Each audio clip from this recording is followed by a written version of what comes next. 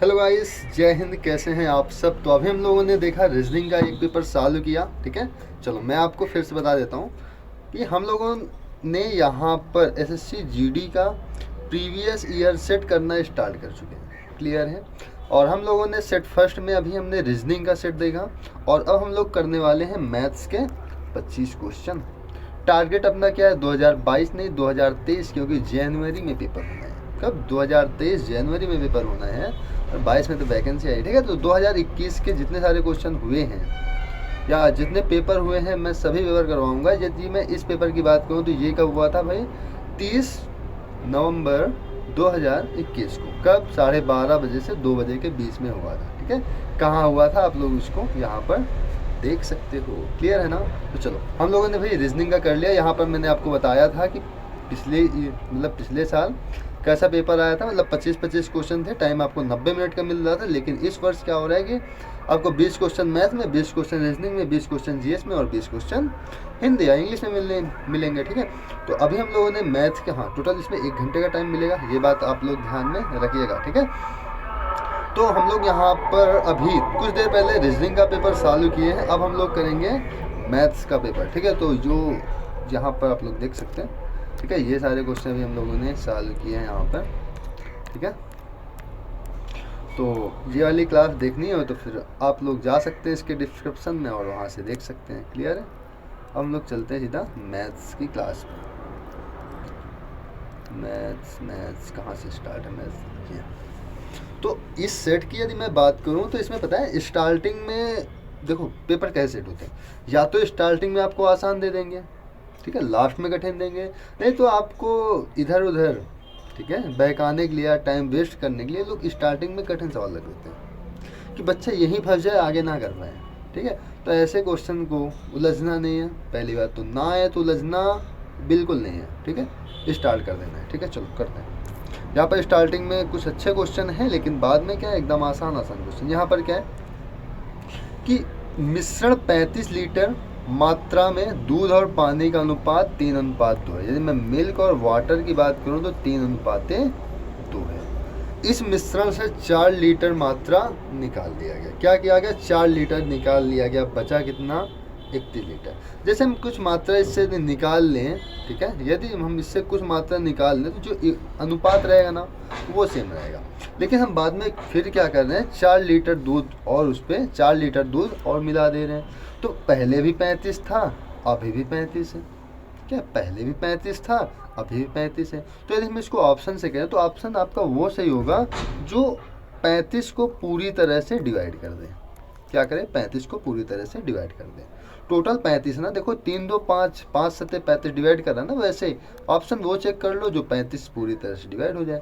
7 3 कितना होगा? 10। 35 को पूरी तरह कट कर देगा क्या? नहीं कट करेगा। 5 2 7, 7 कट कर देगा 35 को, इसलिए ये सही है। 5 3 8 कट करेगा क्या 35 को? नहीं कट करेगा, तो ये ऑप्शन नहीं होगा। 4 7 4 11 कट कर देगा 35 को? नहीं। तो अपना ऑप्शन क्या होगा? 5:2, क्योंकि ये हमें अनुपात नहीं पूछता, इस वजह से क्वेश्चन बेहद ही आसान हो गया। ठीक है, हम लोग ऐसे, हाँ, यदि आप लोग इसको बेसिक से करोगे बहुत ही ज़्यादा लेंदी है, क्या? बहुत ही ज़्यादा लेंदी है, क्योंकि यहाँ पर 31 बन जाएगा अगर मैं 4 लीटर निकाल दूँ। ठीक है, तो बेसिक से नहीं करते हैं इसको, ऐसे ही लिखते हैं। अगला क्वेश्चन करते हैं। अब देखो यहाँ पर इस क्वेश्चन को आप लोग देखोगे ना, यहाँ पर इसकी लैंग्वेज बहुत बड़ी है क्वेश्चन छोटा सा। देखो कैसे। रवि ने 1800 की धनराशि 6% वार्षिक साधारण ब्याज की दर पर 2800 की धनराशि 7% वार्षिक साधारण ब्याज की दर पर समान अवधि के लिए उधार दी। संपूर्ण ब्याज के रूप में 2736 रुपये का भुगतान किया गया। उसके मित्र शिव ने 2500 की धनराशि 8% वार्षिक साधारण ब्याज की दर पर समान अवधि के लिए उधार ली। पूर्ण ऋण को पूर्णतया चुकाने के लिए शिव को कितना भुगतान करना पड़ेगा? ये क्वेश्चन है। मैं तुम्हें एक चीज़ और बता देता हूँ। जैसे यहाँ पर 1800 का 6% है ना, अगर परसेंट लगाए, मान लो यहाँ पर लिखा है 1800 का 6%, तो परसेंटेज यदि हटेगा तो बटे में 100 आएगा। इससे अच्छा ये करो, परसेंटेज हटा दो, साथ में 2 जीरो भी हटा दो। ठीक है, ये बेहद ही आसान तरीका हो जाता है। ठीक है, चलो देखते हैं, इसको हटा दो।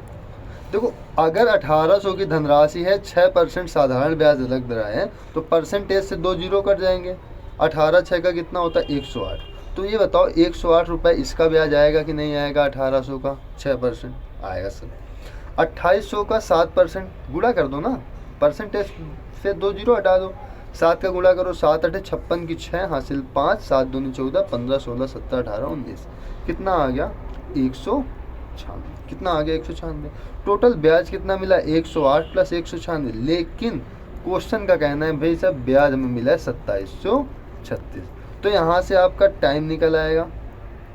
क्या निकल आएगा? टाइम। क्योंकि ये होता है ना PRT/100, तो टी इससे हमने क्या कर लिया था? कॉमन कर लिया था, तो टी हमें यहाँ पर कॉमन मिल गया। तो यहाँ पर कितना आएगा? 2736। इसका योग कितना होगा? देखो 8 से 14 की 4 हासिल 1 9 1 10 3 2 1 3 304। क्या कहेंगे? जैसे हम लोग इसको 304 से डिवाइड करें कितनी बार जाएगा? 4 9 में 36, 9 बार में पूरा पूरा कट जाएगा। ठीक है। तो साधारण ब्याज का फार्मूला होता है PRT/100। तो हमने क्या किया? P यहाँ पे ये दिया है, R यहाँ पर ये दिया है, T यहाँ पर भी था तो T हमने लिख लिया था। इसके बाद यहाँ पर P दिया, यहाँ पर R दिया, T अभी बचा था, T हमने यहाँ पर लिख लिया था। ठीक है। तो T को हमने क्या किया था? कॉमन कर लिया। अब इन दोनों को जोड़ के इसको इसके बटे में कर दिया, तो यहाँ पर कितना आ गया? 9 आ गया। तो टाइम कितना आ गया? 9 वर्ष आ गया। अब यहाँ पर क्या किया गया? 2500 की धनराशि है, हमने रख दिया P। R कितना है? 8% का, 8% का हमने R रख दिया। ठीक है। और यहाँ पर टाइम कितना है? 9 वर्ष का, बटे में कितना कर दिया हमने? 100 कर दिया। देखो 2 जीरो से 2 जीरो कट गए। 25 अट्ठे कितना होगा? 200। 25 अट्ठे कितना होगा? 200। 200 में 9 का गुणा कराएं कितना आएगा? 1800। 1800 रुपये हमें क्या मिल गया? ब्याज मिल गया। लेकिन मूल राशि कितनी है? 2500। हमें जब वापस करना होगा तो हम अपने 2500 रुपये भी देंगे और प्लस इसमें 1800 जोड़ के देंगे। दोनों को ऐड करेंगे कितना आएगा? 4300 रुपये। हम उसको कितना रुपए वापस करेंगे भाई साहब? 4300 रुपये, जो कि अपना राइट आंसर हो जाएगा। क्लियर है? अगर आपको समझ में आ गया हो तो स्क्रीनशॉट ले सकते हो आप लोग। ठीक है। चलते हैं आगे। हाँ, फार्मूला आपको मैं लिख देता हूँ यहाँ पर साधारण ब्याज का। क्या होता है? मूलधन गुणे दर गुणे समय। क्या होता है? मूलधन P गुणे दर गुणे समय बटे 100। ठीक है। 100 किस लिए आता है? क्योंकि R परसेंटेज में आता है, परसेंटेज हटाओगे तो यहाँ पर क्या आएगा? 100 आ जाएगा। हमने यहाँ पर डायरेक्ट परसेंटेज से 2 जीरो कट कर दिए। क्लियर है? आगे चलते हैं। यहाँ पर है एक धनराशि। यहाँ पर क्वेश्चन क्या है कि एक निश्चित धनराशि पर 10% वार्षिक ब्याज की दर से 2 वर्ष का चक्रवृद्धि ब्याज 651 है। ब्याज की गणना वार्षिक चक्रवृद्धि आधार पर की गई है। समान धनराशि पर पूर्व से आधी ब्याज दर पर पूर्व से दोगुनी अवधि का साधारण ब्याज याद कीजिए। देखो 10% वार्षिक ब्याज, जब भी कभी ऐसा दे वार्षिक ब्याज आपको 10% दे रहे हैं, टाइम दे रखा है 2 वर्ष, तो 10% का मतलब अगर हम इसको फ्रैक्शन में तोड़ लें तो 10 गुणे 1/100 होगा, मतलब 1/10। अगर ब्याज है तो बढ़ेगा 10 से कितना, यहाँ पर कितना है 1/10 आ गया, 10% का मतलब 1/10, तो 10 से ब्याज कितना बढ़ रहा है 1, तो कितना हो गया 10 से 11। टाइम कितने वर्ष का है? 2 वर्ष का। देखो जो यहाँ पर टाइम होता है ना, अगर 2 वर्ष का है तो स्क्वायर कर देंगे, 3 वर्ष का है तो क्यूब कर देंगे, 4 वर्ष का है तो पावर 4 लगा देंगे। तो 10 का स्क्वायर कितना हो गया 100, 11 का स्क्वायर कितना हो गया 121। यहाँ पर ब्याज कितना आया 651। देखो ये निकलेगा तुम्हारा मूलधन, ये निकलेगा तुम्हारा मिश्रधन, इन दोनों का अंतर क्या निकलेगा? ब्याज।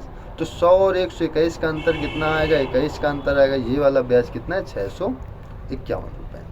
कितना है 651 रुपये। अपना मूलधन कितना है 100, तो 100 की वैल्यू हम निकालेंगे, कितने बार जाएगी इसको कट करो, 21 दूनी 42, 21 तिरका 63, 21 51 90, 21 कितना लग जाएगा 31 रुपये। अपना क्या आ गया? मूलधन आ गया। जब 3100 मूलधन आ गया तो क्या कह रहा है? समान धन राशि पर, देखो 3100 पर ही क्या करना है हमें, 3100 रुपये पर ही पूर्व की आधी ब्याज दर, पहले ब्याज दर कितना था 10 था, ब्याज दर कितना हो जाएगा 5 हो जाएगा। पूर्व का 2 गुना अवधि, पहले टाइम 2 वर्ष था, अब कितना हो गया 4 वर्ष, बटे में क्या करना है हमें 100, तो 2 जीरो कट जाएंगे, 5 चौके 20, 31 दूनी 62, कितना आ गया 620 रुपये। अपना राइट आंसर आ गया। ठीक है। हम लोग को ऐसे क्वेश्चन करना होता है। आगे चलते हैं, नोट कर लीजिएगा, इसको स्क्रीनशॉट ले लीजिएगा। हाँ, अगला क्वेश्चन है कि एक रेलगाड़ी की चाल 25% कम कर दी गई, यह समान दूरी तय करने में 42 मिनट अधिक लेती है, वह दूरी अपनी वास्तविक चाल से तय करेगी तो रेलगाड़ी कितना समय लेगी? एक चीज़ मैं आपको बताता हूँ, देखो मैं कॉन्सेप्ट साथ में बताते चल रहा हूँ, इस वजह से टाइम लग रहा है, तो इसकी टेंशन मत लेना। दूरी बराबर क्या होता है, चाल गुणे समय। क्या होता है, चाल गुणे समय। यदि हमने मान लिया कि दूरी मान लो 10 किलोमीटर है, ध्यान देना, दूरी मान लो 10 किलोमीटर है और मेरी चाल 2 किलोमीटर प्रति घंटा है, तो हमें टाइम कितना लगेगा, 5 घंटे का लगेगा। नहीं, 5 दूनी कितना होगा, 10। अगर मेरी चाल 5 है तो हमें समय कितना लगेगा, 2 लगेगा। देखो यहाँ पर चाल 2 थी तो टाइम 5 लग रहा था, अब यहाँ पर चाल 5 है तो टाइम 2 लग रहे हैं। मतलब जब समय कम लग रहा, जब चाल कम थी तो समय ज़्यादा लग रहा था, अब यहाँ पर चाल ज़्यादा है तो समय कम लग रहे हैं। ठीक है ना, तो सेम काम यहाँ पर होगा। यहाँ पर चाल क्या हो रही, 25% कम हो रही, तो 25% का मतलब होता है 1/4। मतलब 25/100 करोगे कितना आएगा, 1/4। 4 से कितना कम हो रही, 1, तो चाल कितनी हो रही है, 4 यहाँ पर 4 से कितना हो रही है, 4 से 3 हो रही है। तो यहाँ पर जो आपका टाइम लगेगा वो क्या लगेगा, यहाँ पर तो जस्ट रिवर्स लग रहा था, अब यहाँ पर टाइम लगेगा 3 से 4। ठीक है, जस्ट रिवर्स टाइम। तो यहाँ पर देखो अब यहाँ कितना टाइम ज़्यादा लग रहा है, 3 से 1 ज़्यादा लग रहा है ना टाइम। लेकिन क्वेश्चन में कह रहा है, देखो हमारे में तो आ रहा है 1, क्वेश्चन कह रहा है कि हमें इतने 42 मिनट ज़्यादा लग रहे हैं। कितने मिनट, 42 मिनट ज़्यादा लग रहे हैं। क्वेश्चन पूछ रहा है यदि वास्तविक चाल से तय करेगी तो रेलगाड़ी कितने घंटे का समय लगेगा। तो इसकी वास्तविक चाल क्या थी, वास्तविक चाल तो 4 थे ना, और 4 में इस पे टाइम कितना लग रहा था, 3। तो 3 की वैल्यू हम निकाल लेंगे, कितनी आएगी, 3 दूनी 6, 3 चौक 12, 126 मिनट। अब इसको यदि हमें घंटे में बनाना हो तो क्या करेंगे, बटे 60 से हम लोग भाग दे देंगे। कितना होता है, 60 दूनी 120, कितना, 60 दूनी 120, बचा कितना, 6/60, कट कर देंगे, 6 का 9 में 6, 6 दाम में 60, 2 सही 1/10 घंटे का टाइम टोटल लगेगा। ऑप्शन नंबर ए इसका राइट आंसर हो जाएगा। क्लियर है ना, आगे चलते हैं।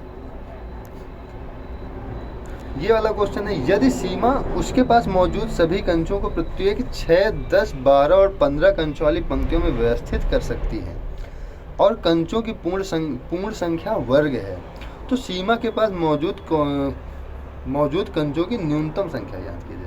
देखो न्यूनतम संख्या ज्ञात करने के लिए आपको क्या ज्ञात करना पड़ेगा, एलसीएम। एलसीएम का हमें मल्टीपल देखना होगा। क्या देखना होगा, एलसीएम ज्ञात करके मल्टीपल हमें देखना होगा। एलसीएम का मतलब क्या होता है, लीस्ट कॉमन फैक्टर। ठीक है, और एचसीएफ का क्या मतलब होता है, हाईएस्ट।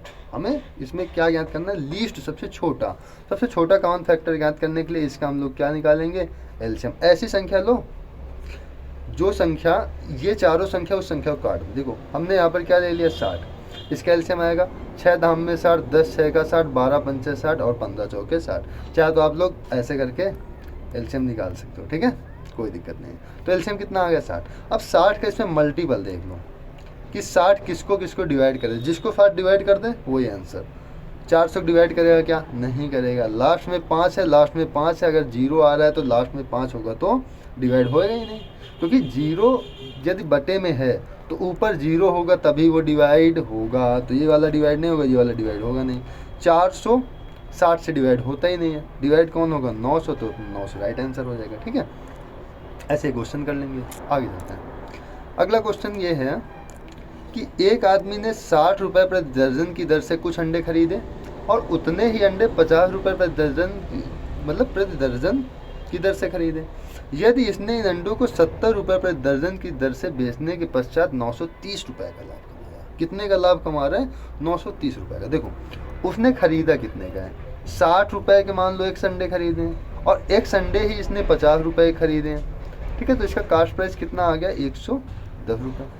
लेकिन इसका सेलिंग प्राइस कितना है, वो यहाँ पर देखो कितना है सेलिंग प्राइस। सेलिंग प्राइस है इसका 70 रुपये प्रति दर्जन। देखो सेलिंग प्राइस कितना है, 70 रुपये प्रति दर्जन। एक संडे यहाँ खरीदे, एक संडे यहाँ खरीदे, टोटल कितने अंडे इसने खरीद लिए, 2x अंडे। कितने अंडे खरीदे, 2x। तो सेलिंग प्राइस कितना, 70 दूनी 140 का। लाभ कितने का हो रहा है, देखो यहाँ पर लाभ हो रहा है भाई साहब 30 का, लेकिन क्वेश्चन में लाभ कितने का दिया है, लाभ दिया है 930 का।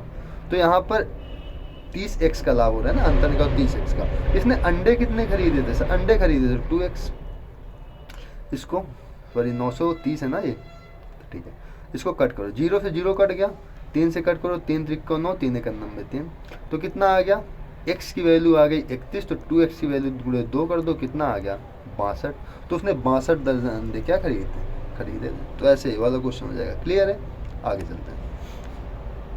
अगला क्वेश्चन है कि 24 लड़कों का औसत वजन 28 लड़कियों के औसत वजन से ज़्यादा है। 24 लड़कों का कुल वजन 1080। अगर 24 लड़कों का कुल वजन 1080 है तो इसका एवरेज बता सकते हो। तो हाँ सर बता सकते। एवरेज में क्या करो आप लोग 24 से भाग दे दो। जैसे हमने इस पर 24 से भाग दिया तो 24 लड़कों का जो एवरेज आ गया वो कितना आएगा। देखो 12 दूनी 24, 12 नंबर 1 का 2 से इसको कट करोगे 45, कितना आ गया 45 आ गया। यहाँ पर बोला है 28 लड़कियों के औसत वजन से 7 अधिक। तो 28 लड़कियों के औसत वजन से कितना अधिक है, 7 अधिक है। ये 7 अधिक है, इसका मतलब 28 लड़कियों का औसत वजन कितना कम है, 7 कम। मतलब इनका औसत वजन कितना हो जाएगा, 37 हो जाएगा, सॉरी 38 हो जाएगा, 38 हो जाएगा। देखो 38 से देखो कितना अधिक है लड़कों का औसत वजन, 7 किलो अधिक है। 38 2 40 5 45, तो इनका औसत वजन कितना हो गया, 38 हो गया। तो 28 लड़कियों का कुल वजन कितना होगा। अगर औसत 38 है तो कुल के लिए हमें क्या करना पड़ेगा, 28 से मल्टीप्लाई। तो कितना होगा, 8 8 64 की 4, हाफिल 6, 8 3 24, 24 6 30, और यहाँ पर 2 का गुणा और करो तो 2 8 16 की 6, 2 3 6 1 7, कितना हो जाए 4 6 7 3 10, 1064 इस क्वेश्चन का राइट आंसर हो जाएगा। ठीक है, तो ऐसे हम लोग इसको कर लेंगे। ठीक है, और पट्ट से हमें 1 नंबर मिल जाएगा। चलते आगे, इस क्वेश्चन को करो। कैसा क्वेश्चन पता है, बोर्ड मास का क्वेश्चन। सबसे पहले मैं क्या बोर्ड मास रूल लिख दूं, मैं BODMAS। क्या होता है ये, B फॉर होता है ब्रैकेट, ऐसे बना लो, ऐसे बना लो, मंझला ऐसे बना लो। ठीक है, O फॉर होता है ऑफ, ऑफ का मतलब होता है का, D का मतलब होता है डिवाइड, M का मतलब होता है मल्टीप्लाई, A का मतलब होता है प्लस, इसका मतलब होता है सब्ट्रैक्ट। ठीक है, तो हमें इसमें क्या बताना है, हमें x की वैल्यू बतानी है। क्या बतानी है, हमें x की वैल्यू बतानी है। तो सबसे पहले ऑफ सॉल्व करेंगे ना, तो यदि हम ये वाला पोर्शन सॉल्व कर रहे हैं तो 8 दूनी कितना हो जा रहे हैं, 16 हो जा रहे हैं, 16 हो जा रहे हैं। अब हमें भागे 3 करना है। अगर डिवाइड में ऐसे करके 3 है, इधर कुछ भी संख्या लिखी है, तो हम इसको कैसे लिख सकते हैं, x/3 लिख सकते हैं, क्योंकि डिवाइड का साइन तो ये भी है। तो हम यहाँ पर कितना लिख सकते हैं, 16/3 लिख सकते हैं। प्लस का साइन है, प्लस साइन लगा लो, इसको सॉल्व कर लो। 5 का गुणा 3 में 15, 15 + 4 19, कितना आया 19/5। लेकिन यहाँ पर क्या है, डिवाइड का साइन है, डिवाइड x, तो x है तो बटे में क्या आ जाएगा, x आ जाएगा। किसी को कोई प्रॉब्लम है अभी नहीं ना, तो फिर यहाँ माइनस का साइन। 9 चौके 36, 36 7 कितना होगा, 36 4 40, 3 43/9, यहाँ 43/9 आ जाएगा बराबर। आगे का चालू कर लो, 9 छंग 54, 54 और 8 कितना होगा 54, 54 6 60, 4 2 62, 62 बटे कितना हो गया, यहाँ पर 9 हो गया। क्लियर है। अब x को रोक लो, बाकी को एक साइड कर लो, कितना हो जाएगा 19/5x, बाकी को उधर भेज दो, 62/9 प्लस 43/9 माइनस, अच्छा ये 16/3 है। देखो इसके बटे में 9 है, इसके बटे में 9 है, ये बेचारा 3 है, तो ऐसा करो इसको भी 9 बना लो। ठीक है, तो ये कितना ऊपर नीचे कितने से गुणा कर दोगे, 3 से, तो बोलते 48/9 लिख लो इसको। ठीक है, कोई दिक्कत है क्या, अरे 16/3 को 48/9 नहीं लिख सकते हो, ऊपर नीचे 3 से गुणा, ये तो कट ही जाना है ना, 16 48/9 लिख लो। ठीक है, यहाँ पर 9 आपका किस में आएगा, एलसीएम में। देखो एलसीएम लोगे तो फिर आपको करवाना ही पड़ेगा पूरा। ठीक है, तो हमने इसको पहले करवा लिया। अब इसको देखो 62 + 43 - 48 करोगे तो देखो 43 से 48 घटा लो 5 आएगा, और 62 से तुम 5 घटा लो कितना आएगा 57, कितना है 57। यहाँ पर 19/5x की वैल्यू कितनी आ गई, 57 आ गई। अब देखो 19 से काट दो, 19 3 को 57, 3 3 जा 9, ये आ गया। मतलब कितना आया 1/5x बराबर 1/3। अब 3 इधर आ जाएगा, x इधर आ जाएगा, तो x की वैल्यू कितनी आई, जैसे 3 इधर आया कितना आ गया 3/5, अपना राइट आंसर। क्लियर है, ऐसे हम लोग कैलकुलेशन कर लेंगे। क्लियर है, आगे चलते हैं, स्क्रीनशॉट ले लेना। क्लियर, ये क्वेश्चन दिया है the perimeter and area of a rectangular sheet and 40 metre and 72 metre square respectively the length of the diagonal will be. इसका मतलब ये है कि पेरीमीटर मतलब परिमाप और एरिया मतलब क्षेत्रफल इसका दिया हुआ है। परिमाप इसका दिया है 40, क्षेत्रफल इसका दिया है 72। सर ये है क्या, दिया तो सब कुछ है। ये है सर आयत। पूछ क्या रहा है, इस आयत की विकर्ण। पूछ क्या रहा है, इस आयत की। अच्छा परिमाप क्या होता है, 2 गुणे लंबाई प्लस चौड़ाई, 2 ब्रैकेट L प्लस B कितना दे रखा है 40। तो लंबाई प्लस चौड़ाई कितनी आएगी सर, लंबाई प्लस चौड़ाई आ जाएगी 20। अगर 2 गुणे लंबाई प्लस चौड़ाई 40 है तो लंबाई प्लस चौड़ाई कितनी आएगी 20 आएगी। क्षेत्रफल कितना है LB, लंबाई इंटू चौड़ाई कितना दे रखा है 72 दे रखा है। तो हमें निकालना क्या है, जैसे मान लो ये लंबाई है ये चौड़ाई, हमें निकालना है ये विकर्ण। तो विकर्ण के लिए क्या होता है, लंबाई का स्क्वायर प्लस चौड़ाई का स्क्वायर, हमें ये फाइंड करना है। कैसे फाइंड करेंगे, देखो यदि हम इसका स्क्वायर कर दें क्या होता है, A square plus B square plus का 2ab बराबर, पूरे का स्क्वायर कर दिया हमने, तो 20 का स्क्वायर कितना हो गया 400। कोई दिक्कत है क्या, देखो हमें चाहिए L square plus B square ना, बराबर में 400। अच्छा देखो यहाँ है 2ab, ab की वैल्यू है 72, तो 72 दूनी कितना हो जाएगा 144, माइनस का कितना हो जाएगा 144। जैसे हम लोग इसको घटाएंगे कितना आएगा, ये आ जाएगा 56, 256। अब L square plus B square का मान कितना आ गया 256, और ये होता किस में है अंडर रूट में, तो इस पर क्या लगा दो अंडर रूट लगा दो, और इधर भी अंडर रूट लगा दो। तो 256 किसका स्क्वायर होता है सर, सबको पता है कि 16 का स्क्वायर होता है। क्लियर है, तो ये आपका राइट आंसर हो जाएगा। आगे चलते हैं और अगला क्वेश्चन करते हैं। Question number 10, the height of a right circular cylinder is 14 centimetre and it's curved surface is 264 centimetre square, it value में। इसका मतलब ये है कि एक आपको बेलन दिया गया है, ठीक है, ऐसे करके आपको एक बेलन दिया गया है जिसकी हाइट है 14, और कर्व्ड सरफेस मतलब कर्व्ड सरफेस का मतलब होता है ये क्या होता है वक्र पृष्ठ। वक्र पृष्ठ क्या होता है 2 पाई r h, कितना दे रखा है 264। निकालवा क्या रहा है आपसे, पाई r स्क्वायर h। तो यहाँ से देखो r की वैल्यू h की वैल्यू दे रखी है, r की वैल्यू निकाल लो, 2 गुणे 22/7 गुणे r, h की वैल्यू यहाँ पर कितनी दे रखी है 14, बराबर 264। क्लियर है, चलो इसको हम लोग कट कर लेते हैं। तो इसको देखो किससे कट करेंगे, 14 से कट कर लेते हैं, 7 से इसको कट कर लो, 7 दूनी 14, ये कट हो गया। 2 से इसको कट कर लो, 2 एक अन्नम में 2, 2 3 6, 2 दूनी 4। 11 से इसको कट कर लो, 11 दूनी 22, 11 6 कितना होगा 11 एक अन्नम में 11, और ये कितना होगा 11 दूनी 22। 2 से और कट कर लो, कितने बार जाएगा 6 बार में। 2 से और कट कर लो, कितनी बार कट जाएगा 3 बार में। तो r की वैल्यू कितनी आ गई 3 आ गई फाइनली। तो r बराबर पाई का मान कितना है 22/7, r का मतलब 3, तो 3 का स्क्वायर कितना हो जाएगा 9, h कितना है 14, 14 लिख दो। 7 से इसको कट करोगे कितना होगा 7 दूनी 14, 9 दूनी 18, 18 गुणे 22 करोगे तो 18 दूनी 36 की 6 हासिल 3, 18 दूनी 36, 37 38 39, 396 क्वेश्चन का राइट आंसर हो जाएगा। क्लियर है, आगे चलते हैं। अगला क्वेश्चन ये है कि एक छात्र को 160 अंक मिले, कितने अंक मिले 160। उसे उत्तीर्ण होने के लिए आवश्यक न्यूनतम 35% अंक प्राप्त करने के लिए 50 अंकों की और आवश्यकता है। ठीक है, मतलब कहने का मतलब ये है कि 35% अगर इसको नंबर मिल जाते तो ये पास हो जाता। 160 और मिले हैं, अगर 50 और मिल जाते तो 35% हो जाते। इसका मतलब ये है कि 35% का मतलब कितना हो गया 160 और 50, 160 और 50 का मतलब 210, कितना हो गया 210।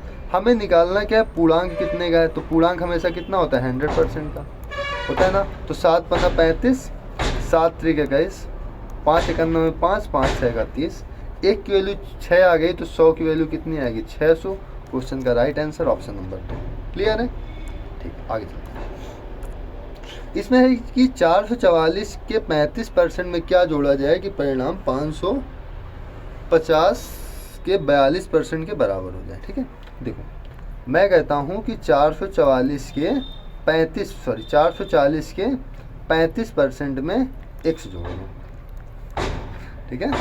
तो ये किसके बराबर हो जाएगा सर? 550 के 42% के बराबर। देखो अभी तो गुणा भाग बहुत है ना, तो x को यहीं रखते हैं, बाकी सब उधर भेज दो।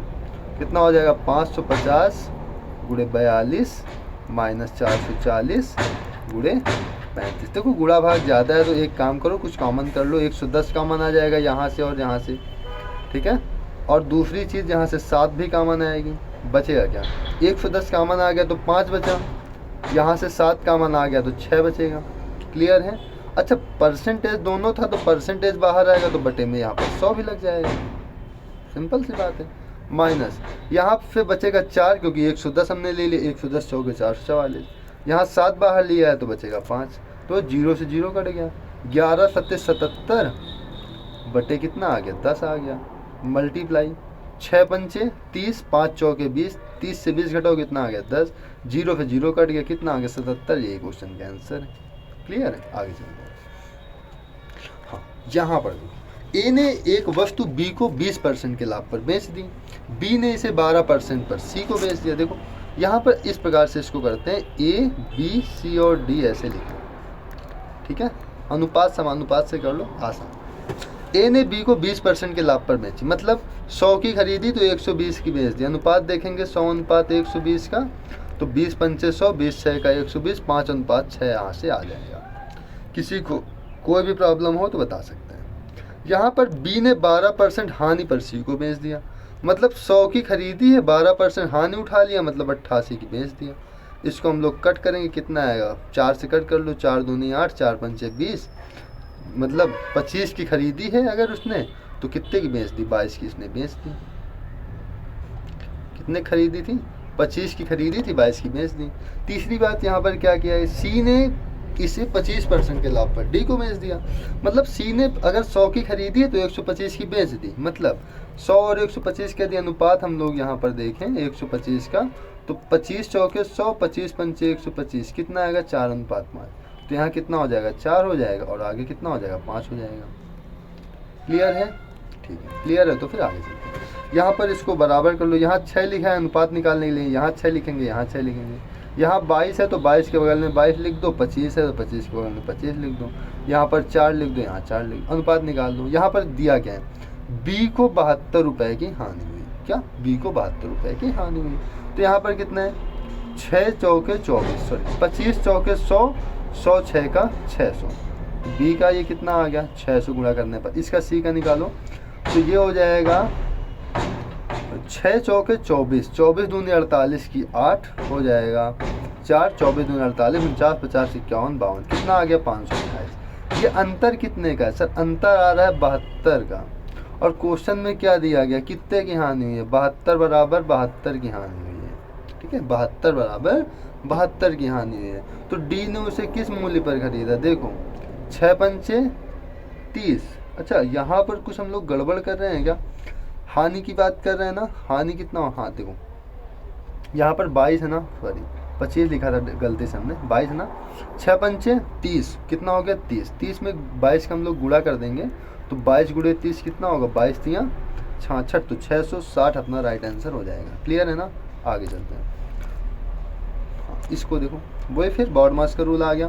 सबसे पहले हम लोग क्या सॉल्व करते हैं? ऑफ सॉल्व करते हैं ना, चाहे इधर से सॉल्व कर लो चाहे इधर से सॉल्व करो। चलो यहाँ पर 3/5 लिखा हुआ है, चलो आप सॉल्व करते हैं। यहाँ देखो भाग का साइन है ना, यहाँ गुणा का साइन लगा दो, क्योंकि इसको हम लोग पलट लेंगे। देखो 5 चौके 20, 20 जो 5 चौके 20, 20 4 24, 24/5 हो जाएगा। ध्यान देना 24/5, यहाँ देखो 5/16, इंटू में क्या होगा? 5/16।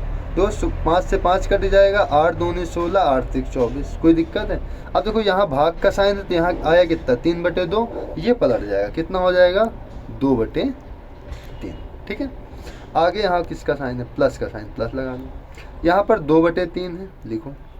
यहाँ पर भाग का साइन है, गुणा का साइन लगाओ और 15/8 लिख दो, ठीक है। क्या लिख लो? 15/8। फिर यहाँ पर देखो गुणा का साइन है, 5 1 में 5 1 6/5, यहाँ देखो 6/5 हो जाएगा। माइनस का साइन है, 1/4 और 3/4, 3 × 9 में 3, 4 चौक, अच्छा यहाँ पर देखो भाग का भी साइन है, ध्यान देना, तो अभी 1/4 ही इसको लिखो, ठीक है। अब यहाँ पर आगे थोड़ा से देखो क्या करना है, यहाँ पर आगे देखो, इसको ध्यान देखो, इसको थोड़ा केयरफुली सावधानी पूर्वक सॉल्व करो, ठीक है। यहाँ पर देखो हमने 1/4 लिख लिया। अब यहाँ पर आगे, यहाँ पर है 3/4 मल्टीप्लाई 3/4। इससे पहले हमें क्या सॉल्व करना होगा, ऑफ सॉल्व करना होगा। यहाँ डिवाइड का साइन है, गुणे का साइन लगा लो, हम लोग बाद में इसको पलट लेंगे। 4 × 9 में 4, 1 5/4 गुणे 2/5, तो 5 से 5 कट गया, 2 × 9 में 2, 2 दूनी 4, कितना आ गया 1/2। 1/2 को यदि हम पलट दें, ध्यान देना, 1/2 को यदि हम पलट दें तो कितना आएगा, केवल 2 आएगा, तो इंटू में कितना हो गया, केवल 2। क्लियर है ये बात। चलो अब काटना पीटना स्टार्ट करो। देखो 3 से 3 कट गया, तो 2/5, 5 × 15 से 15 कट गया, 2 चौके 8 कट गया, ठीक है, 2 दूनी 4 और 2 तिहाई 6 कट गया, कितना आ गया प्लस का 3/2, माइनस 2 से कट जाएगा 2 बार में, कितना आएगा 3/8 आ गया। हम लोग यहाँ पर एलसीएम ले लेंगे, एलसीएम कितना आएगा 40 आ जाएगा। 5 × 8 40, 8 दूनी 16, 5 × 8 40, 8 बचता ना, 8 का 2 में गुणा करो 16, 2 का 20 में गुणा करेंगे और 20 तिहाई कितना होगा 60 होगा, 8 × 5 40 होता है, 5 से गुणा 3 में कराएंगे, माइनस का 15 होगा, तो 16 से 15 घटाओ प्लस का 1, 60 और 1 कितना हो गया 61/40, ये इसका राइट आंसर हो जाएगा। क्लियर है, आगे चलते हैं। तो 30 मिनट का टाइम हो गया, 45 से इसको ख़त्म कर देना। चलो यहाँ पर है कि एक व्यक्ति 15% वार्षिक चक्रवृद्धि ब्याज की दर पर 15,000 रुपये उधार देता है। प्रत्येक वर्ष के अंत में वह आंशिक पूर्व भुगतान के रूप में 2250 का भुगतान कर देता है, ठीक है। इस तरह वह 3 किस्त का भुगतान करने के बाद उस पर कितनी धनराशि बकाया है, ठीक है। देखो इसको फार्मूले से करेंगे तो काफ़ी लेंदी हो जाएगा, तो ऐसे करते हैं, इसको आसान शब्दों में कर लेते हैं, ठीक है। साधारण ब्याज, देखो 1 साल का साधारण ब्याज और 1 साल का चक्रवृद्धि ब्याज दोनों क्या होते हैं, बराबर होते हैं।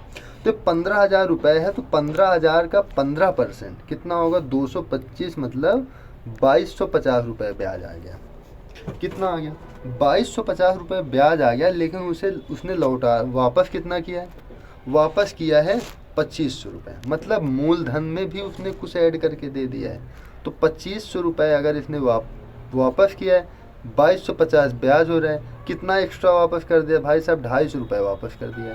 तो पैसा बचा कितना 14,750 रुपये। एक किस्त इसने देगी, अब सेकेंड किस्त में फिर ये 250 रुपये देगा, लेकिन ब्याज इसने कितना है 15% फिर लग रहे हैं, तो इसका 15% कितना हो जाएगा, 15 0 में 0, 15 × 5 = 75 की 5 हासिल 7, 15 × 7 = 105, 105 और 7 112, 112 की 2 हासिल कितना आ 11, 15 चौक 60, 10 70, 1 71 की 1 बचा 7, 15 × 15, 5 20 2 22, तो 2 अंक के बाद दशमलव लगे यहाँ पर, 2212.50 रुपये ब्याज हो गया। कितना 2212.50 रुपये ब्याज हो गया। लेकिन इसने अगेन क्या किया, अगेन इसने 2500 रुपये वापस कर दिए। इससे घटा लो जरा, 2212.5 कितना रुपये वो कर दिया, यहाँ आएगा 5, 9 से 2 जाएगा आएगा 7, 9 से 1 जाएगा आएगा 6, यहाँ पर कितना आएगा 4 से 2 जाएगा 2, मतलब 267.5 रुपया उसने एक्स्ट्रा वापस कर दिया। कितना 267.5। तो इस 14,750 में और इसको माइनस कर देंगे, 14,750 में माइनस कर देंगे कितना 267, एक मिनट रुकना, हाँ 267, 267.5। तो घटाने पर कितना है, 10 से 5 गया 5 आ गया, दशमलव हमने लगा लिया। यहाँ पर 9 से 7 जाएगा 2 आएगा, 14 से 6 जाएगा 8 आएगा, यहाँ पर 6 से 2 जाएगा 4, 4 1, राशि कितनी बची 14,682.5। अलग पेज लिख लेते हैं, 14,482.5, 482.5। अगेन वो क्या करेगा, फिर इस पे 15% का ब्याज लगेगा, तो इसका फिर आप लोग 15% निकाल लीजिएगा, कितना हो जाएगा देखो 15 बचे 75 की, बचा कितना 7, 15 दिन 30, 7 37 की 7 हो जाएगा 3, ठीक है।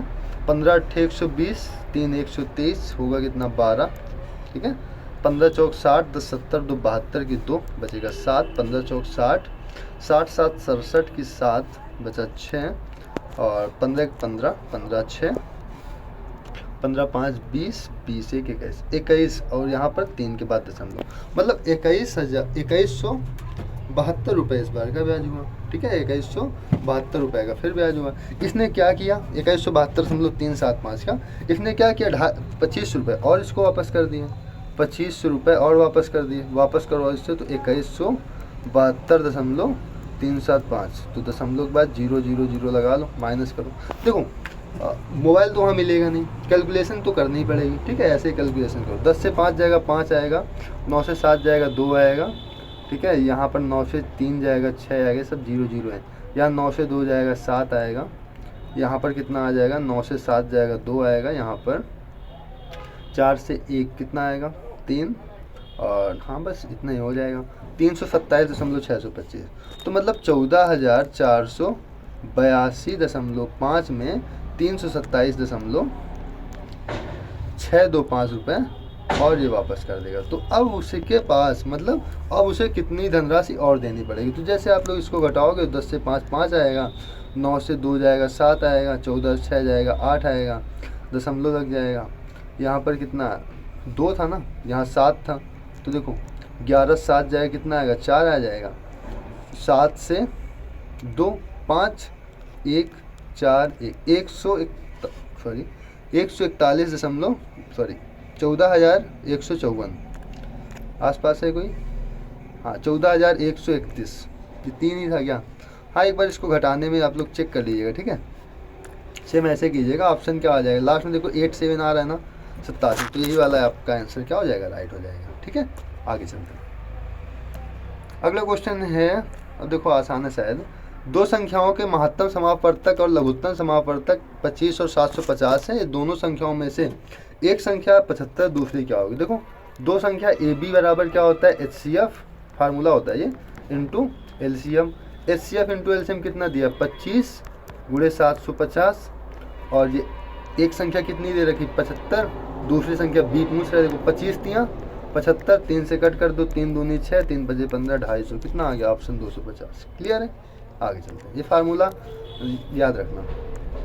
आगे चलते हैं, इस पे है, देखो आसान है, अब सारे क्वेश्चन आसान है। हमने क्या कहा, स्टार्टिंग में उसने कठिन दिए ना, लास्ट में आसान देगा पक्का। यहाँ एक समान चाल से चलती हुई एक कार 6 घंटे में एक निश्चित दूरी तय करती है। यदि कार की चाल 10 किलोमीटर प्रति घंटा बढ़ा दी जाती है तो वह दूरी 5 घंटे में तय कर लेती है।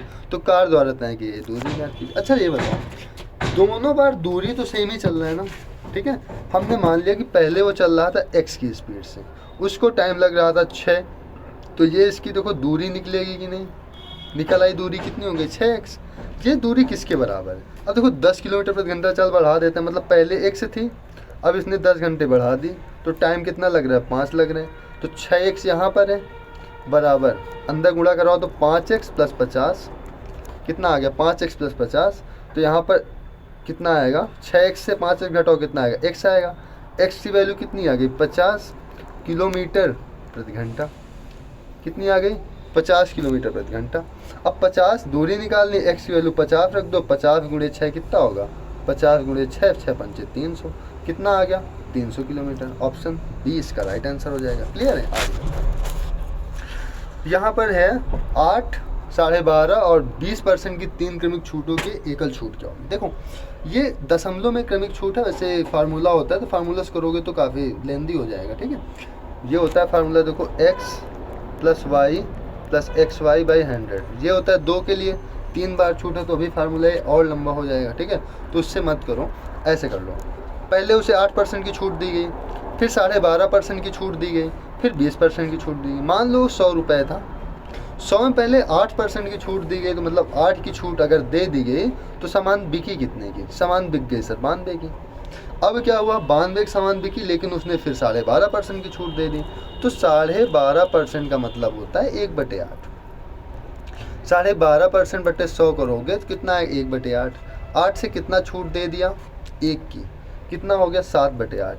तो इसका 7/8 कितना हो जाएगा, इसको कट करो, 8 × 9 में 8, 12, 8 × 9 में 8, 8 × 5 40, कितना आ गया 11.5। इसका गुणा करो, 7 × 15 35 की 5 हासिल 3, 7 × 9 में 7, 7 3 10 की 0 हासिल 1, 7 × 9 में 7 1 8, कितने की बिकी 80.5 रुपये की। कितने की 80.5 रुपये की। अब क्या किया गया, इसमें 20% की छूट और दे दी। 20% की छूट दी है तो मतलब ये सामान 80% में बिकी है। कितने में बिकी है 80%। चलो 20% की छूट, हाँ लिख लो, 80% में बिकी है। तो इस पर कितना हो जाएगा इसका 80%, 8 × 5 40 की 0 हासिल 4, 4 8 4 32, सॉरी यहाँ 8 × 5 40 की 0 4 हो गया, 8 कितना हो जाएगा 64 हो जाएगा। कितना हो जाएगा 64.4, इतना आएगा 64.4। देखो 100 की सामान थी 64.4 में बिक रही है। कितने में सफ़ा लिख दे रहा हूँ, 64.4 में बिक रही है। कितने की छूट हुई है, तो सर छूट हुई है 35.6% की। तो ये आपका राइट आंसर हो जाएगा। क्लियर है। तो डायरेक्ट ऐसे छूट निकाल लिया करो, फार्मूला याद रहता भी है नहीं भी याद रहता है, तो ऐसे आप निकाल सकते हो। तो कोई आसान डाटा देता है, ठीक है, फार्मूला आपको कठिन लग सकता है। देखो 32 श्रमिक 9 घंटे तक प्रतिदिन कार्य करते हो। देखो अगर आपको कोई कार्य करवाना है तो आपको क्या क्या क्या चीज़ें लगेंगी, आपको कितने व्यक्ति चाहिए वो लगेगा, कितने घंटे काम करते हैं, कितने दिन काम करते हैं, कितने व्यक्ति काम करते हैं, एम कितने घंटे काम करते हैं, एच कितने दिन काम करते हैं, डी और उनकी क्षमता कितनी है, बटे में क्या हो जाएगा टोटल वर्क। ये इसका फार्मूला होता है ना M1 D1 H1 E1 बटे टोटल वर्क 1। तो M2 D2 H2 E2 बटे TW2 कर लो। या देखो 32 श्रमिक 9 घंटे प्रतिदिन कार्य करते हुए 14 दिन में कार्य पूरा कर लेते हैं। 32 श्रमिक हैं, 9 घंटे कार्य करते हैं, 14 दिन में पूरा कर लेते हैं, बराबर 8 घंटे प्रतिदिन कार्य करते हों और 18 दिन में पूर्ण करने के लिए कितने पुरुष की आवश्यकता होगी या कितने मैन की आवश्यकता होगी, ये निकालना है। एम का मान देखो 8 चौक 32, 9 दूनी 18, 2 दूनी 4, 14 दूनी 28, ऑप्शन सी। क्लियर है। आगे चलते हैं। इस पे 5 क्रमागत सम संख्याओं का औसत 36 है। मैं दिखाता हूँ, अगर ये 36 है तो आगे संख्या क्या होगी 38, फिर 40, फिर 34, यहाँ 32, ये संख्याएं नहीं होंगी, तभी देखो औसत कितना आ रहा है, क्रमागत है तो औसत 36 आ रहा है। अब क्या किया गया है कि आगे 5 विषम संख्याएं ऐड की गई, मतलब 40 के बाद पहली विषम क्या मिलेगी 41, फिर 43, फिर 45, फिर 47, फिर 49। अब इसका एवरेज कितना आएगा 45। एक का 36 है, दूसरे का 45 है, टोटल एवरेज निकालना है। 36 + 45 बटे 2 कर दो, 6 5 11 की 1, 4 3 7 1 8, 81 बटे 2 करोगे 40.5 आ जाएगा खट्टे से। क्लियर है। आगे चलते हैं। क्वेश्चन नंबर 21 देखो, इस पे है ए और बी ने 6000 में एक कार्य करने का ठेका ले लिया। ए 20 दिन में, बी 12 दिन में कार्य पूरा कर सकता है। सी की मदद से उन्होंने 4 दिन में यह कार्य पूरा कर लिया। भुगतान राशि में सी का कितना हिस्सा है। देखो जो हिस्सा आप लोग किसी से काम करवाओगे उसकी क्षमता के अनुसार दोगे, ठीक है। कोई व्यक्ति एक दिन में 10 प्रोडक्ट बना रहा है, कोई व्यक्ति 5 बना रहा है, तो 10 वाले को पैसा अधिक मिलेगा क्योंकि उसकी क्षमता ज़्यादा है, ठीक है। ऐसे समझ सकते हो। ए किसी काम को 10 दिन में, बी किसी काम को 12 दिन में। हमने मान लिया कि टोटल वर्क इन्होंने लिया है 60, तो 10 6 का 60, इनकी क्षमता एक की 6 हो जाएगी, 12 पंचे 60, बी की क्षमता इसकी 5 हो जाएगी। लेकिन इसने कहा है कि सी की मदद से कार्य 4 दिन में समाप्त होता है। अगर कार्य 4 दिन में समाप्त होता है तो तीनों की क्षमता 15 रही होगी कि नहीं रही होगी, सर रही होगी। ए की क्षमता 6 है, बी की क्षमता 5 है, दोनों की क्षमता कितनी हो गई 11, तो सी की सर क्षमता कितनी रही होगी, सर सी की क्षमता रहेगी 4, तभी तो टोटल क्षमता कितनी आ रही 15।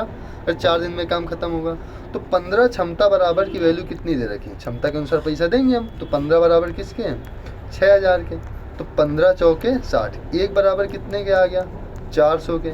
सी का हिस्सा कितना है 4 है, तो 4 बराबर कितना आ गया 1600। तो इधर वाला होता है टोटल वर्क, ये होता है इफ़िशियंसी, इफ़िशियंसी मतलब क्षमता, ये होता है दिन की, वो कितने दिन में कार्य समाप्त करते हैं, ठीक है। आगे चलते हैं। अगला क्वेश्चन ये है कि एक वस्तु का अंकित मूल्य 700 है। यदि इसे 35% की छूट पर बेचा जाता है तो इसका विक्रय मूल्य इसके क्रय मूल्य के 5/3 गुने के बराबर होता है। वस्तु का क्रय मूल्य ज्ञात करना है। देखो वस्तु का अंकित मूल्य कितना है, 700 है। ये इसका मार्क प्राइस है। इसका जो सेलिंग प्राइस है वो क्या हो रहा है, 35% छूट पर बेच रहा है। अगर 700 की वस्तु है, 35% छूट पर बेच रहा है, मतलब वो 65% पर बेच रहा है। तो 700 का 65% कितना होगा, तो 7 15 35 की 5 हासिल 3 7 42 3 45 450। अब पूछ रहा है कास्ट प्राइस कितना होगा। यहाँ पर एक चीज़ और दिया गया तो कि जो कास्ट प्राइस है, सॉरी जो सेलिंग प्राइस है वो कास्ट प्राइस का 5/3 है। अगर हम कास्ट प्राइस निकालना चाहें तो 3 इधर आएगा, 5 बटे में जाएगा। तो इसका 3/5 कितना होगा ये बताओ। 5 9 45 5 1 9 5 51 गुणे 3, 51 गुणे 3 कितना होगा, 273 अपना राइट आंसर हो जाएगा। ठीक है, 420 नहीं होगा, क्या होगा 273 अपना राइट आंसर हो जाएगा। क्लियर है, आगे चलते हैं। अगले क्वेश्चन की बात करें तो यहाँ पर क्वेश्चन दिया गया है कि एक राशि को पी क्यू और आर के बीच क्रम से 13 17 और 25 के अनुपात में वितरित किया गया। आर को क्यू से 68 रुपये अधिक मिले। देखो ये है पी, ये है क्यू, ये है आर। क्या कह रहा है, आर को क्यू से 68 मिले। अब देखो आर को क्यू से कितने रुपए अधिक मिले, यहाँ बताओ कितने का अंतर है। 17 3 20 5 25, 8 का अंतर है ना। तो 8 बराबर कितने रुपए मिले, 6800। तो पूछ रहे पी के भाग और क्यू के भाग के मध्य अंतर क्या है। अच्छा बताओ पी और क्यू के मध्य का अंतर कितना है। सर पी और क्यू के मध्य का अंतर तो सर 4 का है।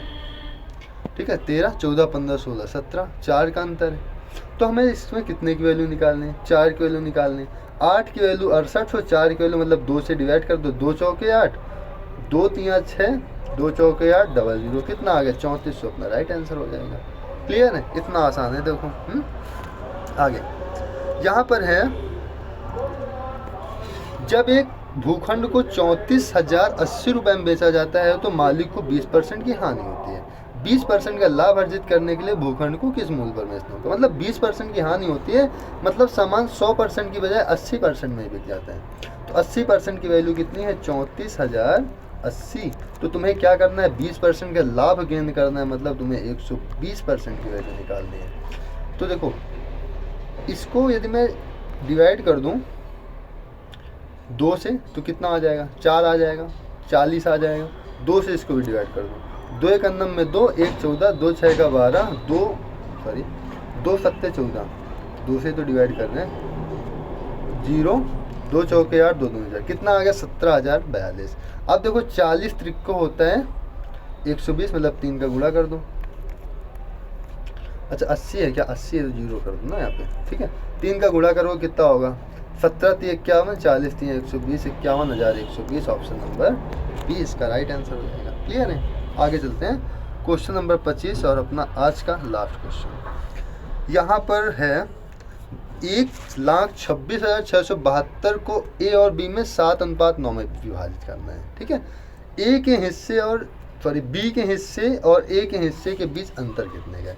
अंतर बताओ कितने का, 2 का है। टोटल राशि कितनी है, 1,26,672। किसके बीच वितरित करने, 9 7 16 के बीच। 2 की वैल्यू चाहिए, 16 की वैल्यू दी। अगर हम इसको 8 से विभाजित कर दें तो 8 दूनी 16 मिल जाए 2 की वैल्यू, तो 8 से इसको विभाजित करो।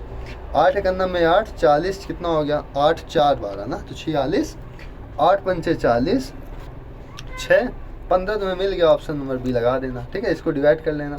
8 45, 6 66, 8 8 64, 2 27, 8 3 24, 8 4 32, कितना आएगा 15,834। ये अपना राइट आंसर होगा। ठीक है, तो फिर आज के लिए इतना ही हम लोग रखते हैं। आपको क्लास कैसी लगी, ठीक है, रीजनिंग की भी क्लास बताना और मैथ की भी क्लास बताना। ठीक है, अच्छी लगी हो तो कल के लिए कमेंट कर देना, मैं कल आपको फिर इसी टाइम पे क्लास प्रोवाइड करूँगा। ठीक है, तो फिर आज के लिए इतना ही, मिलते हैं अगली क्लास में। जय हिंद।